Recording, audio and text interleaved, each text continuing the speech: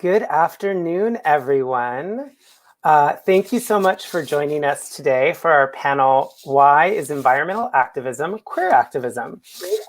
My name is Patrick, and I'm hearing feedback, sorry. My name is Patrick, and I use he, him pronouns, and I am the Executive Director of the New Haven Pride Center. Before we begin today, I'd like to take a moment to acknowledge the land on which we're hosting this event. The New Haven Pride Center was founded and operates on the traditional lands of the Mohegan, the Mashantucket Pequot, the Eastern Pequot, the Shattuck, the Golden Hill Pawcasset, the Niantic, and the Quinnipiac peoples. We hope that wherever you are, you will take a moment to acknowledge and honor the native lands that you occupy and the history of the place that you are in. If you'd like to learn more about native lands near you, you can visit native/land.ca. Now, I am excited to welcome you to today's program, where we are going to be taking a look at how climate change uniquely affects our community. Today's amazing panel includes perspectives from artists, activists, and academics on how and why the effects of climate change and pollution are disproportionately affecting queer communities, particularly queer communities of color, and why, as a community, we need to prioritize environmental equity as part of our push for equity overall. Finally, before we begin, I would like to thank our sponsors who made today's program possible. Thank you, CT Humanities, for your support and that helps facilitate important conversation like this one. If you'd like to know more about sponsoring programs, please feel free to reach out. I would also like to take a moment to thank Nicholas Dion for coordinating our ASL interpreting. Thank you, Nick. And also thank you, Chris, who will be on screen shortly. And all of the other amazing interpreters that we have been working with to make our programming more accessible more broadly. Now, nobody came to listen to me, so I'd like to welcome our amazing moderator, AJ Hudson.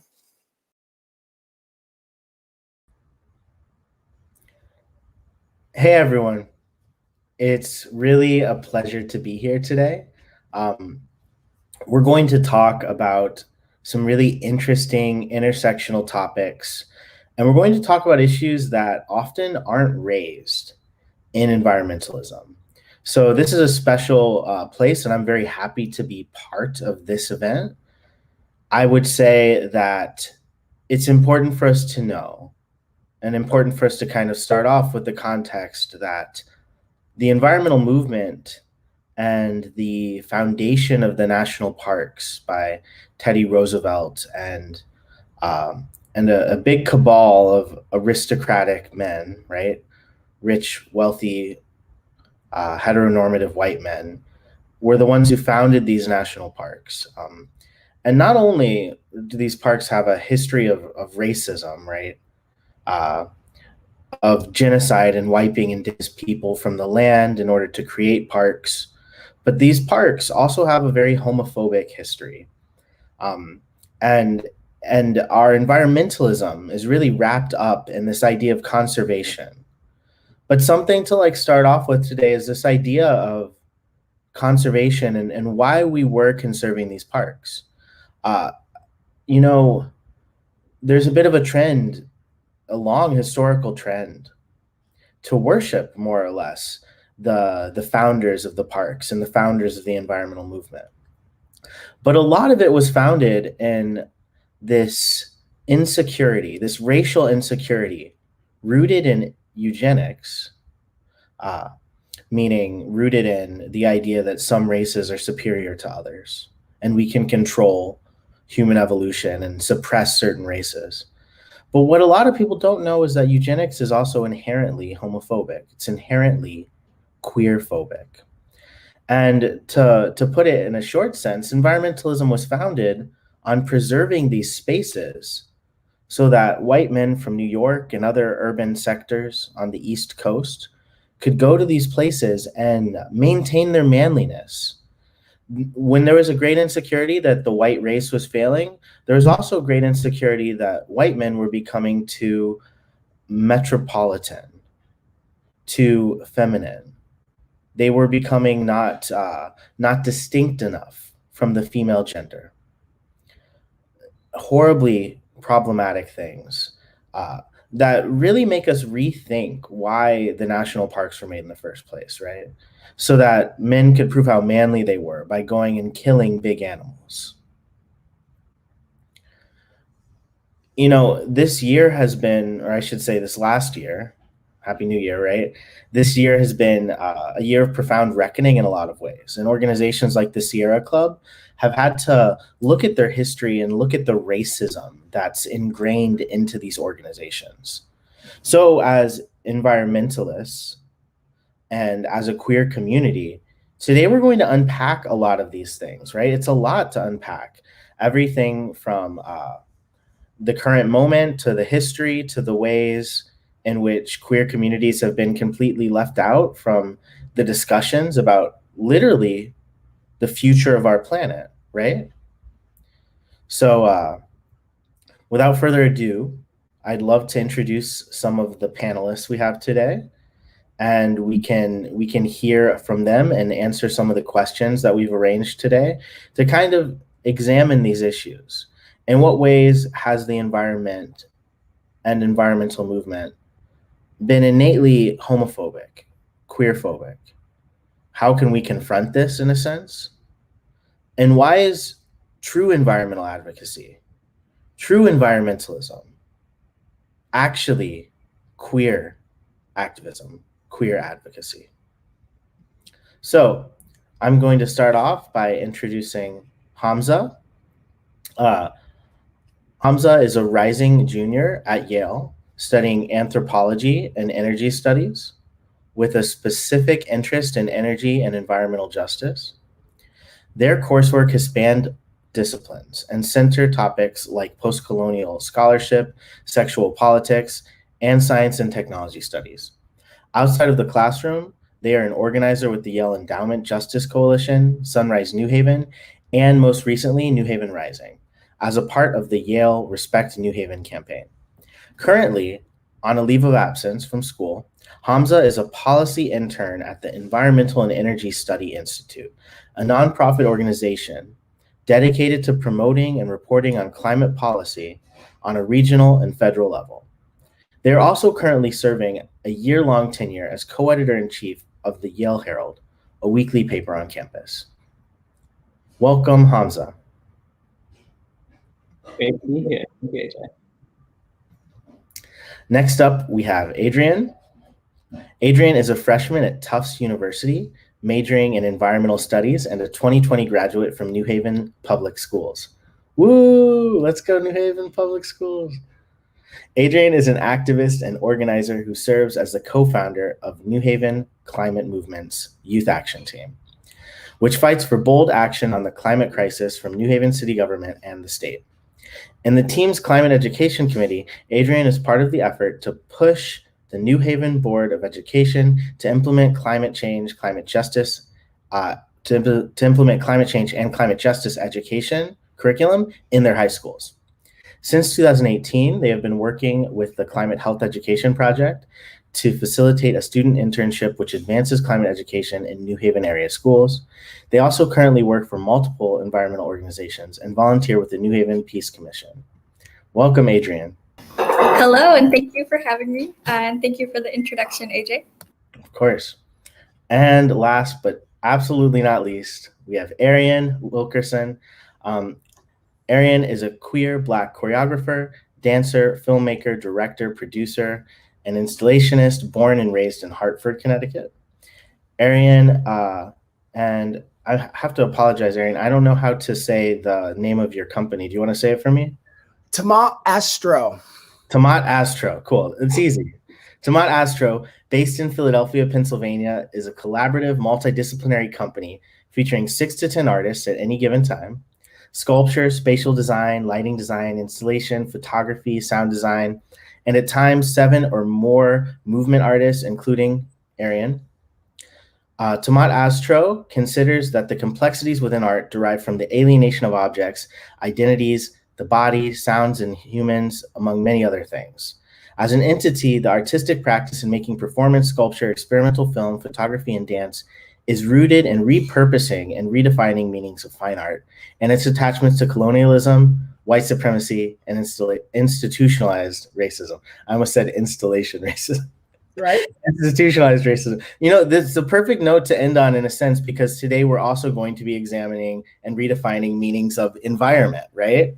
And the attachments of environment to colonialism, white supremacy, institutionalized racism, eugenics. But of course, where we're really starting is we're centering ourselves, and we're centering our queerness. So I will say that my name is AJ Hudson. Obviously, I didn't really introduce myself too much. I am a community educator and activist in the New York and New Haven area, especially around Brooklyn. I work with an environmental organization called Uprose, which is a climate justice organization. And I'm also currently a JD student at Yale Law School. I actually just did a big pivot, and during the pandemic, I went back to school. Crazy, why would I do this? But here I am, virtual student, after working for a year in Miami on hurricane recovery, studying hurricanes in Puerto Rico. And one of the things I looked at was how communities were displaced, queer communities specifically, were displaced by Hurricane Maria. And all the reasons why queer communities were not just more vulnerable, but had less tenure, in a sense, on the island. So now I am back in New Haven and loving it. And this is a wonderful time to be part of this panel. So let's start with Hamzah. And I'm going to ask you to introduce yourself and, to tell us about yourself briefly. And I'm really interested in all the panelists answering this question of, in your life and in your work, how does gender identity or sexual orientation and the environment intersect? Why do all these things intersect for you in your work, and who are you? Yeah, first of all, thank you for having me today and for the introduction. I don't need to belabor my my bio, but I do quite a bit of community organizing work in New Haven over the last year with the Sunrise Movement. I'm specifically one of the co-leads on what we call our Just Hub team, which is kind of dedicated to finding resources for that will equip the hub and its members to build a multiracial, multi-class, diverse and inclusive and anti-oppressive movement, right? But to your question of, how does my gender and sexual identity intersect with my identity or my work as a climate organizer and my kind of impetus towards climate justice? I mean, I think it's kind of, it's really just related to community. I mean, I was brought into this work by a dear friend of mine whom I love and who does wonderful climate justice work in New Haven. And, I think that my experience with the queer community, it's not a monolith, but, and there are shared experiences, but there's also a shared understanding in the queer community of plurality of experiences and a plurality of perspectives and ways of, viewing our bodies in relationship to our environments and our space. And it's really not, this sounds kind of corny, but it's not about conforming to this cis het patriarchal structured power that is so upheld by the fossil fuel industry. And in a lot of ways, our marginalization from that power structure has enabled our ability to rise up as leaders at the helm of the environmental justice movement. Anyway, I might have gone on for too long, but I see my identity positioned squarely at the center of my justice work. And no, that was perfect. That was like right about 2 minutes, which is like exactly how long a panelist wants to talk for. Let's see. Arien, how about you? Oh wow, I wasn't okay. Yeah. So quickly, boom, boom, boom. Yes, Arien, non-binary, from Hartford. My work has kind of taken a big pivot this year. I just gave a talk for the Yale School of Art actually in November. So if you're ever interested, if the world is interested, you can just Google my name, Yale School of Art. It pops right up. And within there, within my lecture for Yale, I speak about a piece called Equators that I made in 2017 when I was sort of dating a Yaley around that time, and going to a bunch of, Scott Marks, New Haven Rising type of things around that time. It was like in that era of, my work took a big leap then from then until now, predominantly just because of COVID and sort of having to make work. Like I just showed a piece at UPenn here in Philadelphia that's called the Cis Uprising, that sort of looked at sort of the intergenerational not like trauma, but the the sort of mass intergenerational media approach to how we are sort of consuming George Floyd, the protests and the racism and things like that. So to talk about gender identity within my work, I just like to make stuff for the faggots. Like I just make stuff for the queens, for the sissies, for the homegirls, because I feel like our voice or their voices are not really centered enough in the works that we make. I feel like a lot of the things that I am seeing in the world, right? It's like you can be a queer person and you can wear the sort of societal norm of how people look at gayness, but like how we sort of heightenize or sort of pedestal artists or queer artists is sort of through how they sort of depict their masculinity. So in my work, predominantly in Equators, I was making a piece that was really about sort of how Blacks migrate from one place to the other, how weather, climate, if I was to give it sort of anthropomorphic qualities, right? Like if weather could talk, if it could scream, cry, if it could hug me, if it could tell me the reasons why it's burning down my house, or if a tsunami could actually explain itself, like what would it say? Super meta, but then also trying to be like, okay, like now let me sort of put all those sort of deep context into like my faggotry, and then I'm going to perform that on stage. And then how does that show up, and how does that look, and how does that feel? So a lot of my work has literally been about sort of hyper sexualizing femininity, but as a powerful source of information in connection to all of these different sort of really deep, dense conversations that we talk about when we talk about climate, and we talk about race, and we talk about who has access to what. And yeah, so that's sort of my intro to that. Awesome. Thank you. Really, really glad about the perspectives we have here today, seriously. And let's finish with Adrian.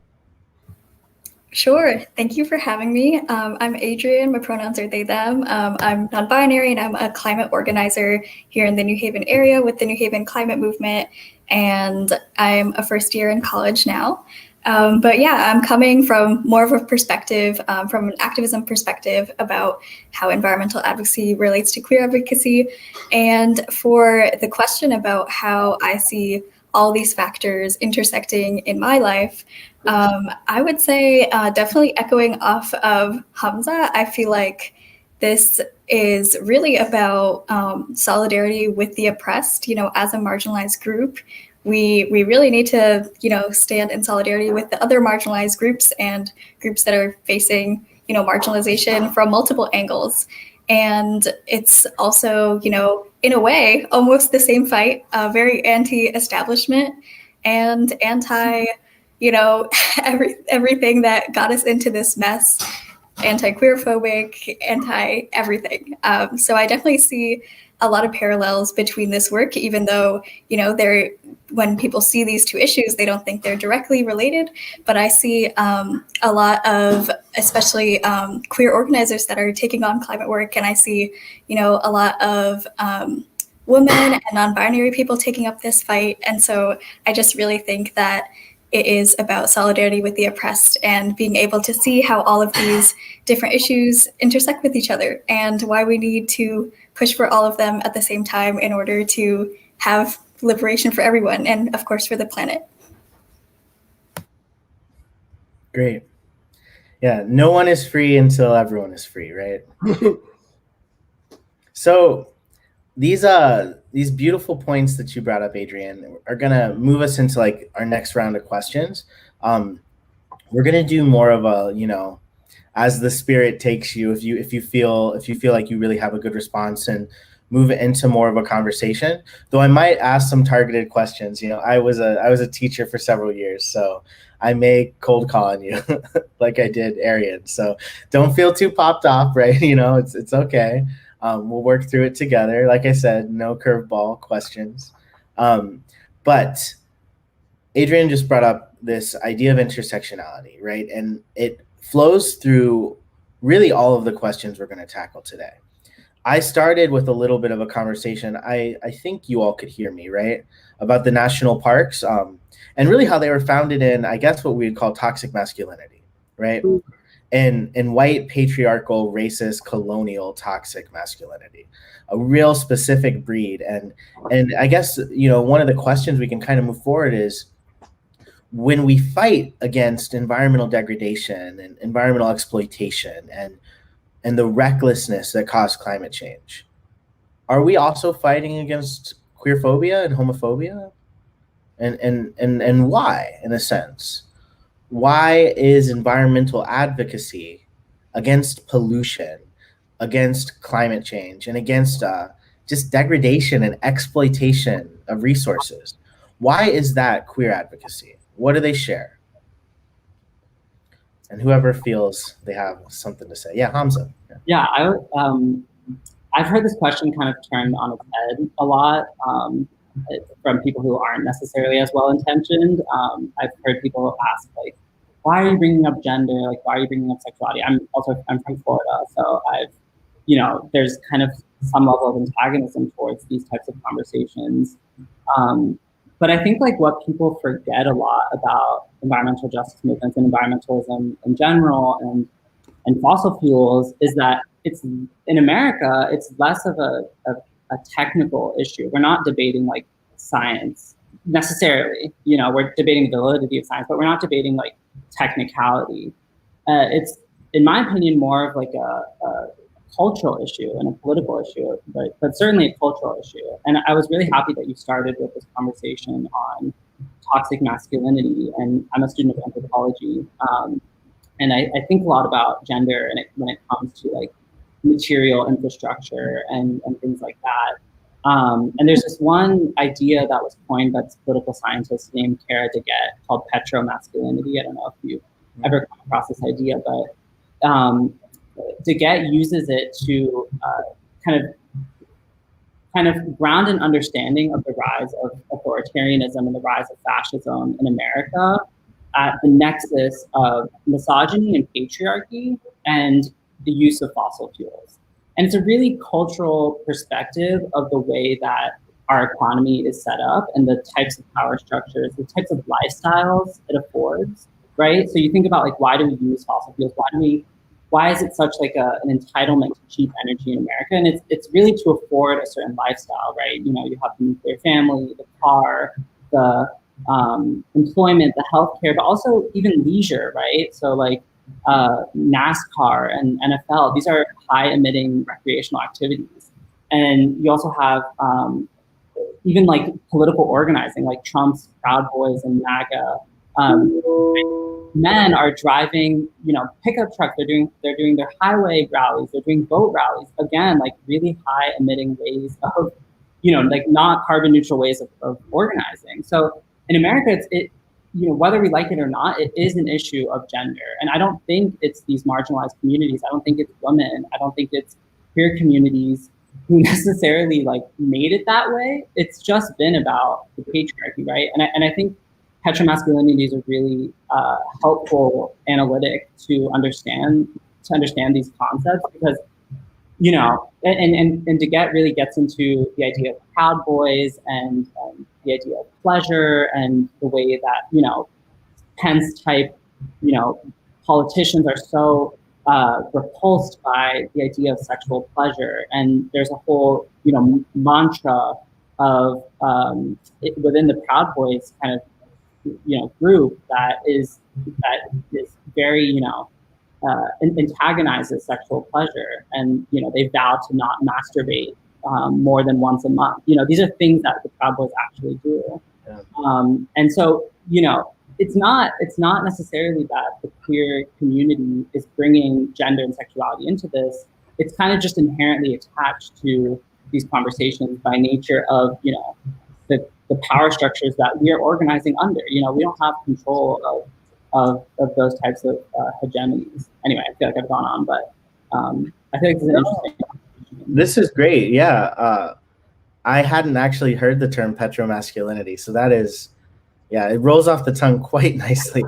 And it also really, really captures a lot of these ideas, right? Mm-hmm. I mean, your words are making me think about Congress reacting to AOC saying that we'd have to stop eating so much steak, right?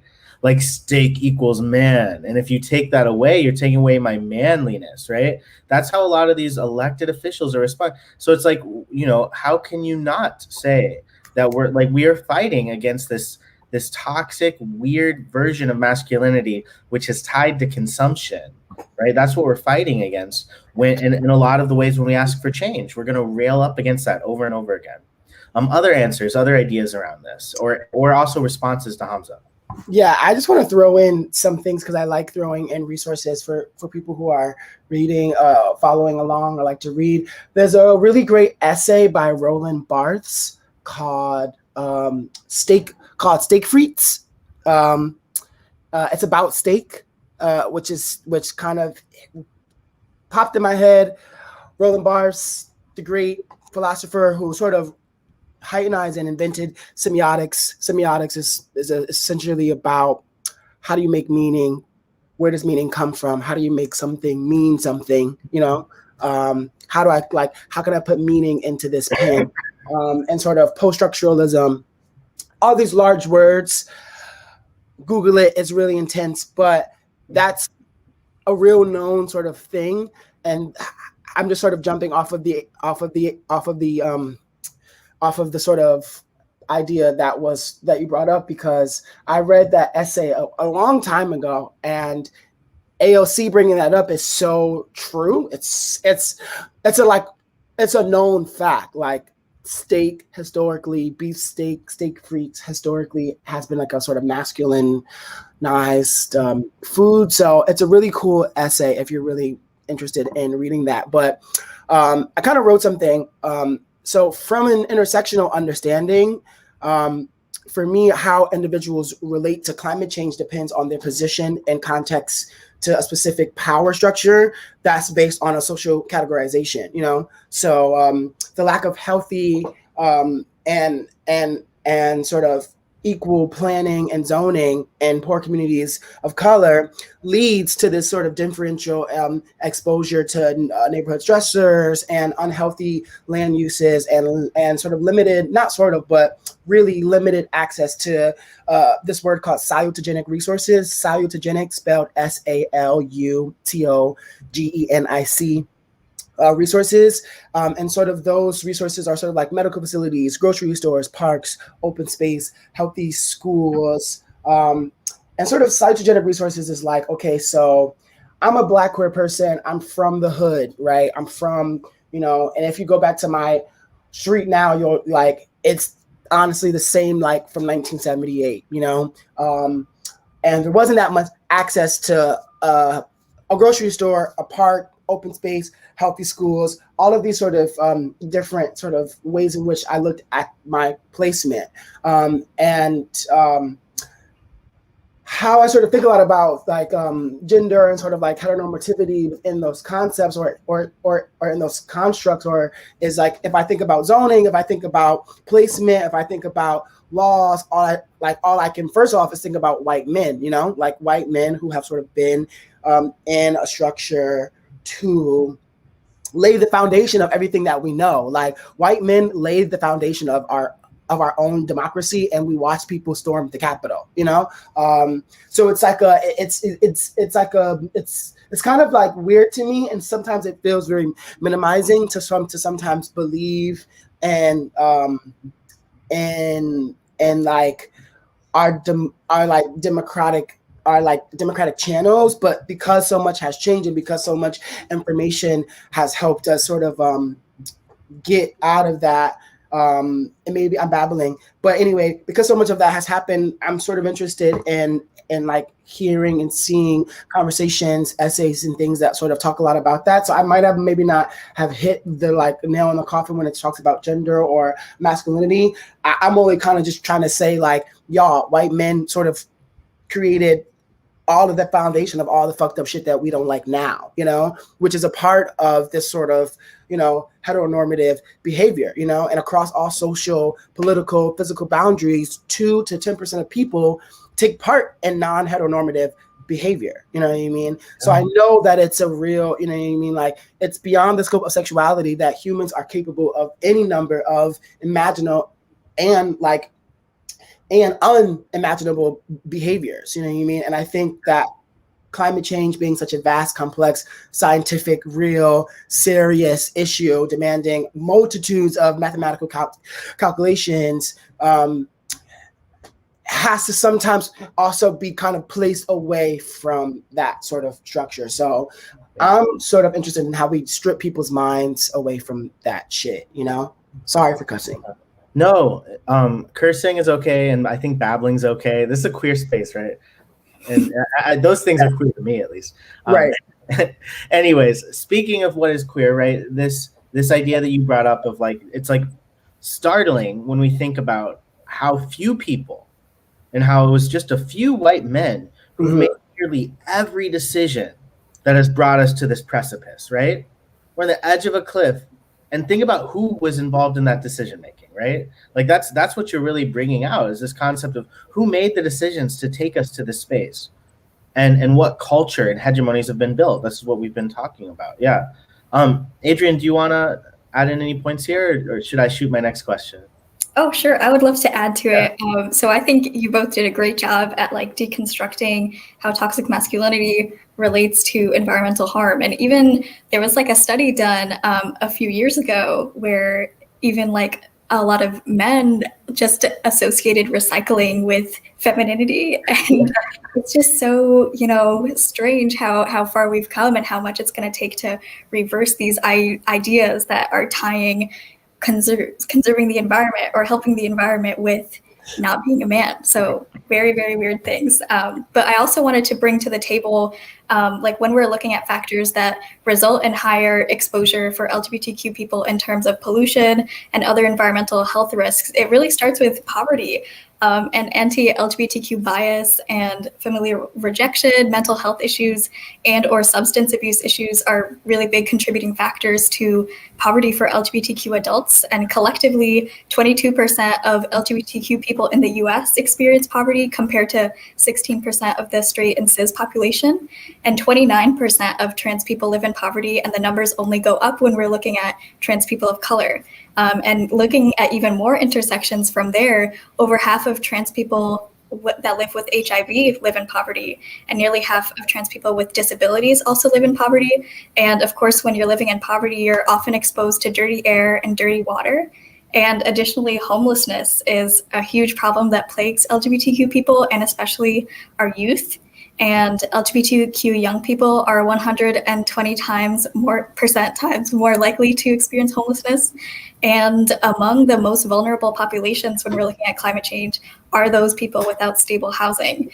And As we know, climate change creates more extreme storms, flooding, disastrous heat waves, and more. 2020 was even recorded as the hottest year on record for the planet. And so homeless people often lack the basic necessities to handle these extreme weather patterns and will be facing the brunt of disastrous weathers, especially if they are on the street. So I wanted to bring poverty and homelessness into this conversation because those are really, really huge issues that are plaguing our community and our youth. Thank you so much, Adrian. Honestly, it's like you read my mind or read the next question. It's really wild. You know, I was literally going to ask next, how will climate change uniquely impact queer communities? Why are queer communities so vulnerable? Because this is a big blind spot in the environmental movement, right? People don't necessarily think, queerness as something that's a vulnerability. I mean, as someone who studies and works in climate justice, people don't even often think about race as a factor or poverty, but it can be scary, right? How normative this is. But at the same time, people certainly don't think about queerness as much as they can. And so as we move from this conversation about how the hegemonies that we're fighting against when we fight for climate change, when we fight against environmental exploitation, are these innately white supremacist, heteronormative, and violently patriarchal, right, hegemonies. You bringing up the idea about recycling, this idea that recycling is innately feminine, and that idea in and of itself being misogynistic and deeply homophobic in a sense, right? Because why are the men in these surveys afraid of being perceived as feminine? So I want to ask people to expand on what Adrian said, and also, you know, Adrian, if you want to answer this question again, I'm just really interested in how these effects of climate change, like giving people some more examples of how degradation, pollution, natural hazards disproportionately impact queer people, particularly queer people of color. So if you want to expand on, like you kind of mentioned hurricanes and examples of that, and I'll give the conversation back to you guys to talk about this. Yeah, sure. So I can kick us off. These are some vulnerabilities for LGBTQ communities during or after a natural disaster, such as one caused by climate change. And I did some research on this, and there are some things that even I didn't think about. So the first one is isolation. A lot of our elders, LGBTQ elders, are living alone and are less likely to have those familial resources where they can receive emergency messages and access assistance. Second, there's distrust. The LGBTQ population sometimes has a lack of distrust in emergency responders and healthcare systems because they have been discriminated before. Next, there's disrespect. Non-traditional structures of families can be disrespected by emergency and recovery services, including big ones like Red Cross. Also, lack of medications. This is what I didn't think about, but access to HIV medication or hormones can be limited or unavailable because they're undervalued, especially when there's these big problems. A lot of people, don't think about, giving medication to the people that need it. Next, there's non-affirmation of gender. Shelter accommodations sometimes don't appropriately affirm your gender identity. Access to bathrooms and safe sleeping spaces is often a problem in shelters, and people might be forced to stay in a shelter that doesn't match with their gender. And that also brings on harassment and violence, which is very dangerous, and a possibility in congregate living conditions, which includes physical violence. And even something that's really interesting, gender-based violence is shown to have higher rates after natural disasters, particularly among trans women. A lot of people will unfortunately take advantage of them after natural disasters. And I wanted to bring that to the table as well, because it's something that, we don't actually think about too much, but there are higher rates of gender-based violence after natural disasters.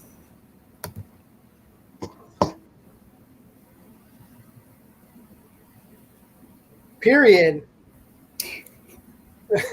Period. We're getting a 20-minute warning, just so people know.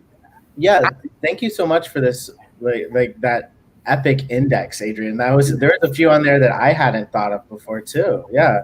Do Hamzah or Arien, do you have any comments on this list or?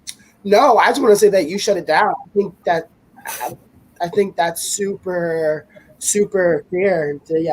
I'm just like, go for it. Yeah. I also had some facts too that was more like talking about Connecticut's global warming solutions and sort of like what they're sort of trying to do and what they've been charged with evaluating. And so, yeah, which has been kind of literally cycling. So I've been doing a piece here in Philadelphia, but with UConn and University of Hartford. And I showed a little bit of it at the Yale School of Art, but it's about blight and contaminated schools amongst America. And Philadelphia as well, there is a large amount of contaminated schools. And what I mean by contaminated schools are there is PCB in the caulk and in the piping of certain schools. All in the schools that I grew up in the north end of Hartford, they all have PCB contamination. They've had to shut down schools, close schools, move children to different sections of schools. Kids have gotten sick here in Philadelphia. I'm going to say this wrong. I'm going to butcher this, but a woman died of mesothelioma. She died of cancer, hazardous cancer. So yeah, I just think that it's like one thing to be queer and to sort of constantly be like kind of like navigating through the pollution and the sort of toxicity of like world, but there's also real toxicity, like in our education systems and the actual physical infrastructure, which has been having me think a lot about infrastructure for the future. And like, if I want to see environmental racism change on the scale of like my queerness and the infrastructure, then thinking about that is what I've been thinking about. Thank you, Arien. I just want to jump in here off of all these great points and specifically off of the list of adversities that the queer community and the queer communities of color specifically face. I listened to this presentation in a class called Sex and Global Politics from a colleague of mine and a fellow organizer. And she was talking about how, this is not in America, but in more kind of agrarian,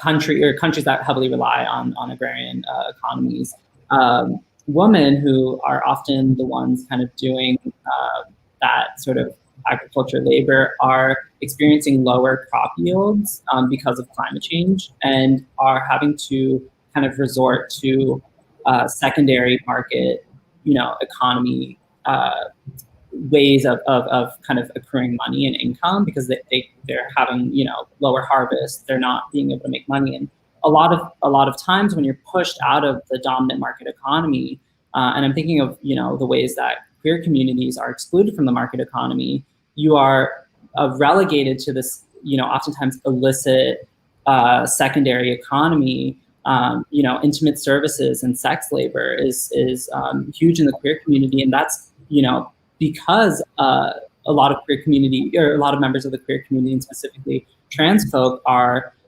rejected from jobs and don't have kind of traditional work, and there's higher unemployment rates and there's higher incarceration rates, right? So you're seeing this economic marginalization of queer folk. You're kind of excluding them from the family structure, excluding them from healthcare, you're excluding them from education.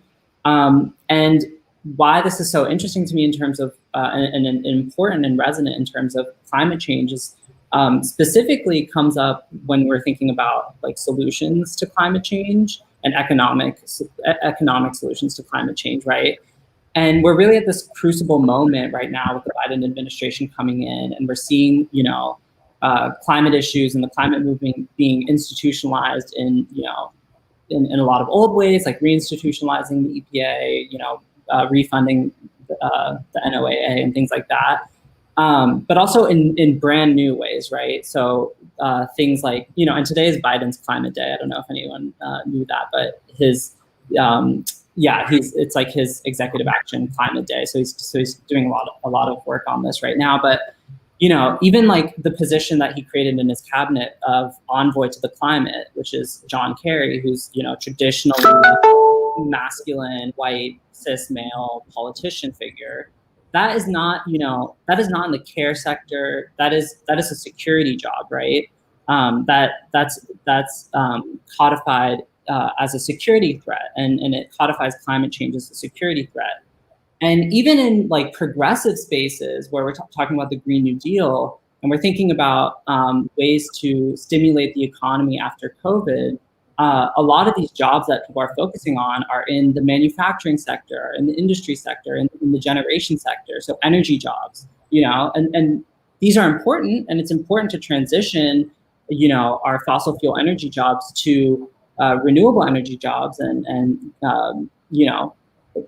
shake up the grid in that sense. But, those sectors are dominated by white cis men. Those are heteronormative sectors. And we still have, houseless queer communities or queer communities who are negotiating, on illicit economies, which are becoming more and more unsafe due to decreased access to healthcare and medications, like Adrian was saying.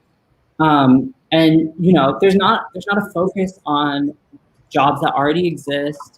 There's not a focus on the care economy, which is largely, occupied by women and racialized people. And you're seeing, even in solutions to climate change, a total ignorance of queer folk who aren't, like, you're not just gonna like find queer folk to like go and work a manufacturing job. Like, that's not how, hopefully that'll work, but like, that's not how that type of employment shift is going to happen. That's not where the economic stimulus is going to be injected when we're trying to recover from COVID and address climate change, right? So I think it's important to think of this also from a jobs perspective, because economic liberation has been a long struggle for the queer community and for communities of color. Yeah, thank you, Hamzah. All of this is really making me think of the, when COVID hit and people kept calling it like the great revealer, right? And so it's like, if natural disasters, pandemics, climate change, if they reveal something, what do they reveal? What is it that's being revealed? And I think in my book, I think that these things are probably just revealing apartheid, right? Any catastrophe reveals a system of apartheid, a system of hegemony. And a lot of what we've been talking about today is how queer people and queer people of color, where we fit into this apartheid, into this caste, into this hegemony, and how these things are revealed over and over again. I do want to move our conversation into kind of like what role we have to play, and I hate this word, the S word, but the solutions, right? What role do we have to play in that? But I did want to give Adrian a chance to give us a few more examples. Do you think you could give us a quick rundown, Adrian, of some of the examples of disaster relief discrimination? So we'll have a really good context for our next question. Yeah, sure. This will definitely be short, but this is just to expand on what I was saying before about how queer people are often left out or late to receive that disaster relief after natural disasters, and how some aid organizations will even turn away queer people. And often LGBTQ people are denied relief as they do not fit that traditional family setup of husband and wife. And some of those examples are Nepalese authorities refused to certify that the houses of 2 trans people that had been destroyed in their 2015 earthquake needed to be rebuilt. Gay men in Haiti were denied food aid after the 2008 earthquake because rations were actually only targeted at women, and these men had no women registered in their residences. Next, trans people reported being denied entry to shelters after the flood in Pakistan because they didn't possess a government ID that matched their appearance. And even gender variant people in India faced routine discrimination and access to housing and medical care after the aftermath of the 2004 tsunami. So there's so many instances that we can look at about how all of these kind of rules are coming together and barring out our people from getting the aid that they need. Thank you. I mean, you all have been so great with your answers to these questions. Let's see. My big final question before we would kind of do some closing up. It leads us into our last idea, which is, if queer communities don't take a seat at the discussion, at the table, how could decisions addressing environmental concerns end up impacting our health and wellness in even worse ways?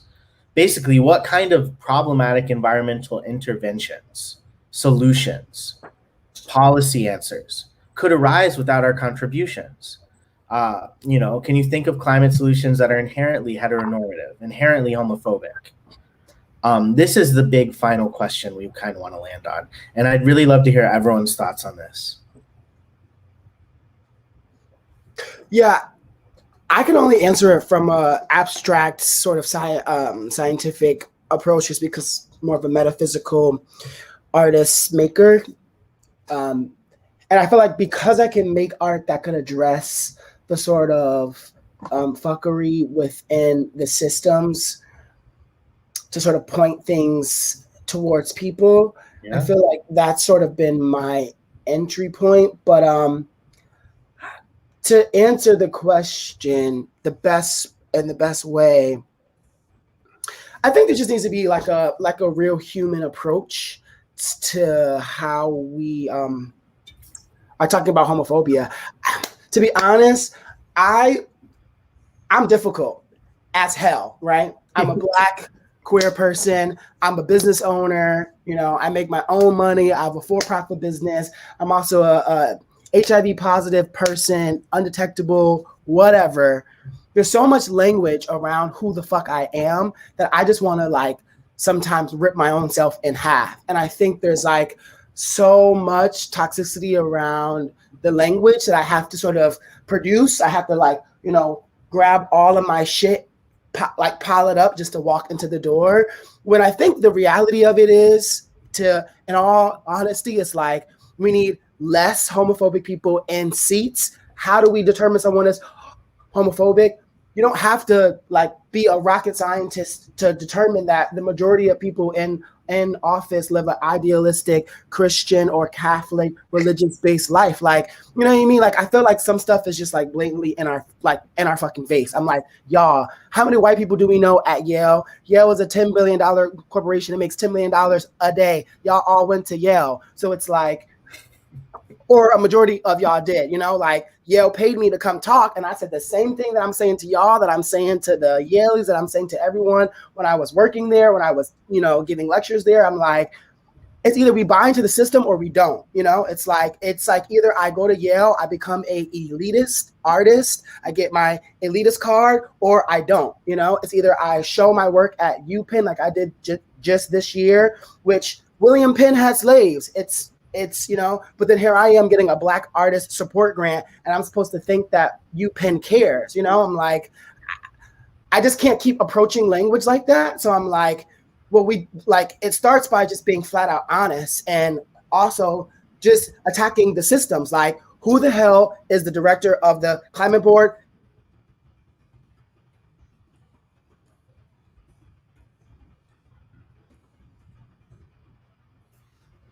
Is Arien just frozen for me, or is it for everyone? Oh my God. Okay. Yeah, I got cut off, but you know what I mean? That's sort of where I'm trying to have my that's what I've been thinking about. I'm who are all these people in the local high official corporate spots who are sitting as directors of boards on climate, change? Let's just get them the hell out.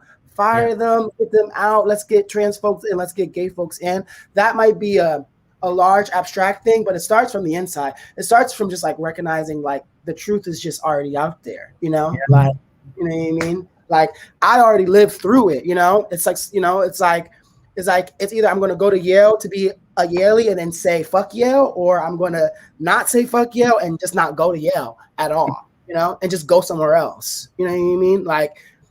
It's how do I figure out, I have to start being more honest and more realistic about my approaches so that I'm not being so cute around a language and just attacking them with the truth, the honesty, But that's my artistic approach. That's why I'm here. I think it's a very valid approach. I think it's a very, very real approach.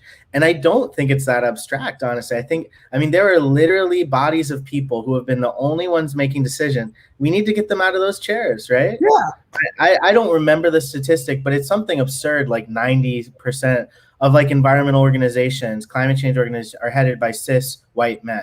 We are not part of the conversation. We are not part of the decision-making process. We haven't been. And we all know what Senate looks like, right? How many Black people have been in the Senate? Right. Ever, right? So these are concrete numerical things. So like, yeah, the ideas you're talking about are abstract, but like this is real. This is a very real thing. Yeah. So, yeah, I'm gonna hand it back to y'all. I want to hear from the other two. Yeah, I'll just quickly jump in. I feel like this kind of relates to what I was talking about earlier in terms of Biden's like envoy to the climate and how that's a security position and not, you know, a public health position or, you know, even an interior position. It's a foreign policy thing. And it's, you know, the traditional, like kind of what Arien was saying, like the kind of Ivy League elitist graduate who goes on, you know, who studies like global affairs or like some kind of patronizing, paternalistic, neo-colonialist like study and goes on to like do that type of work, right?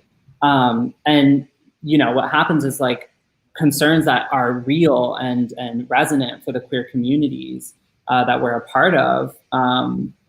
You know, and yeah, I'm reading this message. I'm a Yaley as well, so like I have skin in that game, and like it's so real. Like I do not want to, you know, hold positions of power in that way. And I know, you know, classmates of mine who are unfortunately like on track for that and are career politicians in that sense. But you know, what I was saying earlier about like, you know, the intimate services sector and things that are just made like illegal and are unregulated and are kind of, you know, policed heavily and surveilled heavily that are affecting queer communities, that are incarcerating queer communities of color, you know, that's also where the attention needs to go, you know, and that's where climate change is, that's the fault line where climate change is going to hit. And, you know, so I think that there's a lot to lose if queer communities don't have a seat at the table and don't have a significant seat at the table. And, you know, I'm already raising an eyebrow and I'm already wary about the ways that these issues are being categorized even in an incoming blue administration, right? And it's kind of disappointing, but hopefully, you know, there's also a lot to say about how momentous it is that grassroots movements have percolated up to the national level. And we do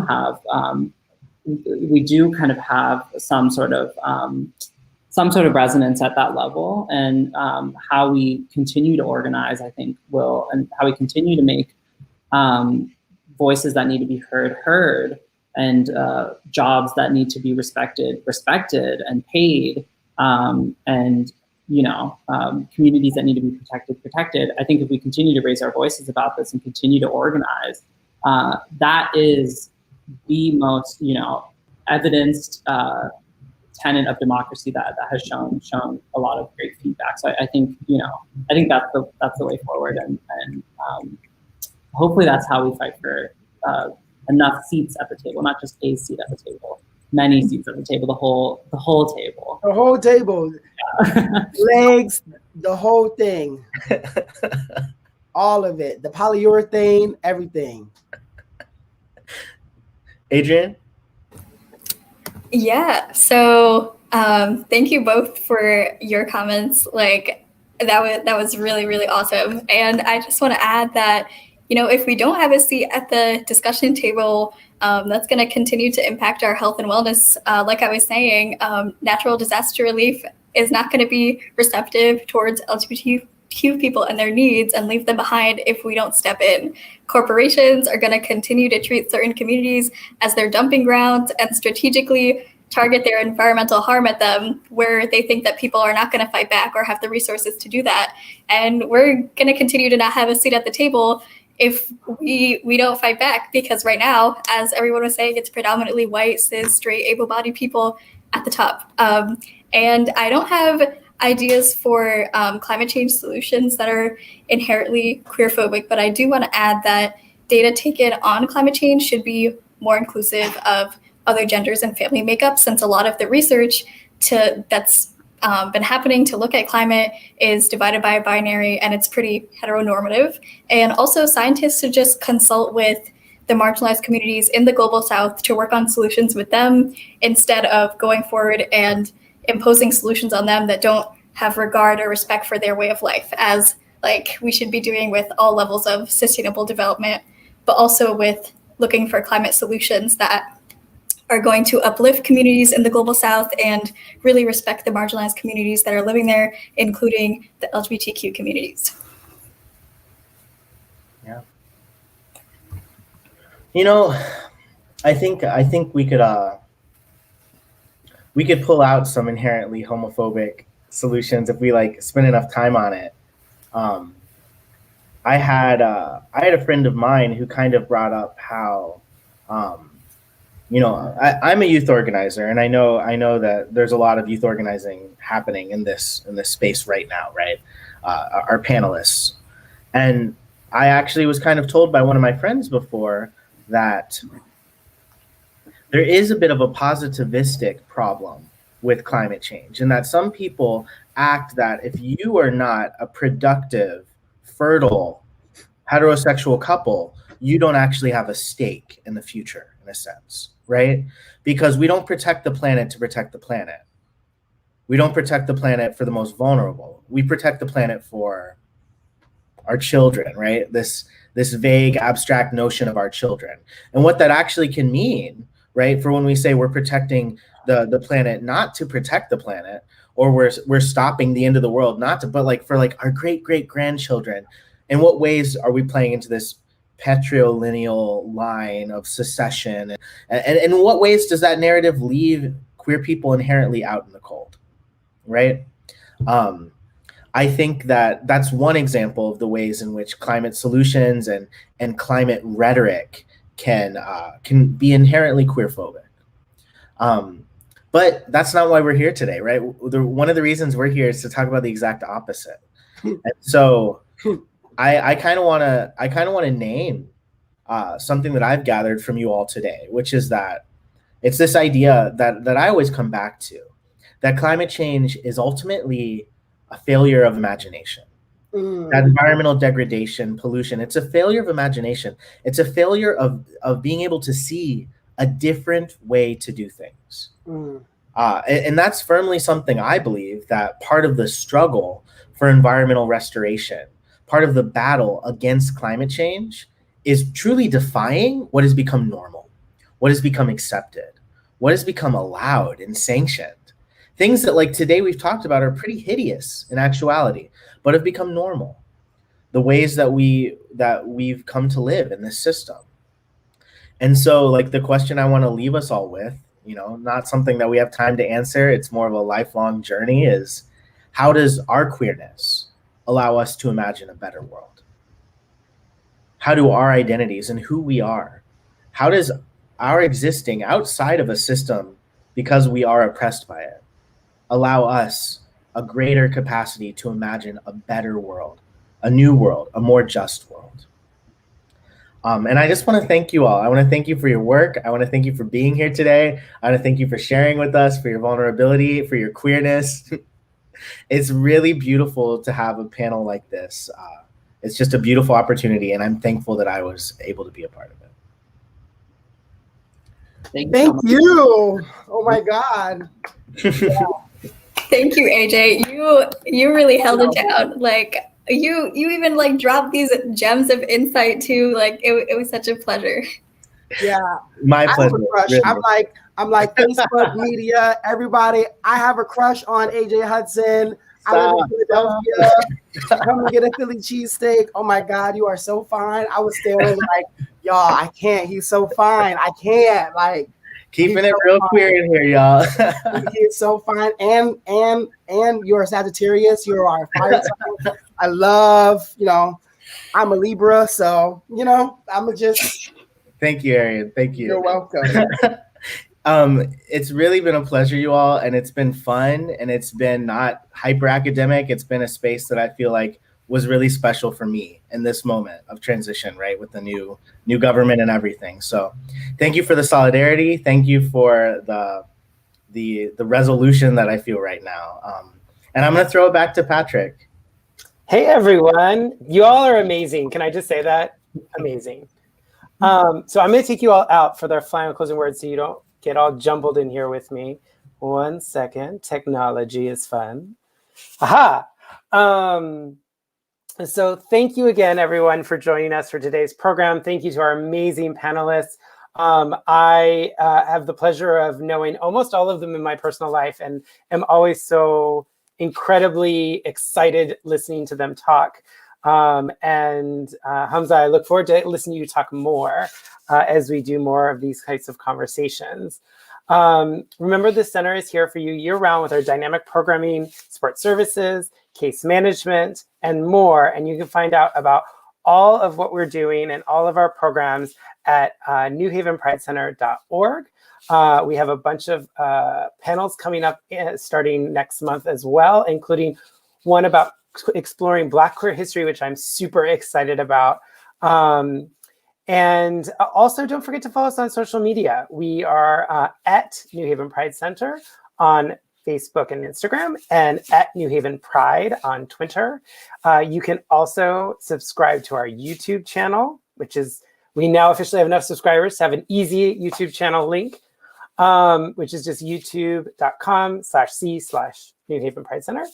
And finally, if you enjoyed today, you can do one of two things. First, you can join as a member. It's completely free. You can go to newhavenpridecenter.org/join now and become a member of the center. You'll get invitations to special programs like this, and it's free. No money exchanged. The other thing you can do if you are feeling generous is you can make a contribution. We love paying our panelists, our moderators, and our ASL interpreters, and donations make all of those payments possible. So if you have an extra $1, $2, $5, head to newhavenpridecenter.org/donate and make a gift today. With that said, I want to thank you all again for being here with us. And thank you to Nick and Chris for interpreting today, to our amazing panelists, and of course, AJ, who really drove the bus in a really great way today. So thank you all and have a good rest of your day.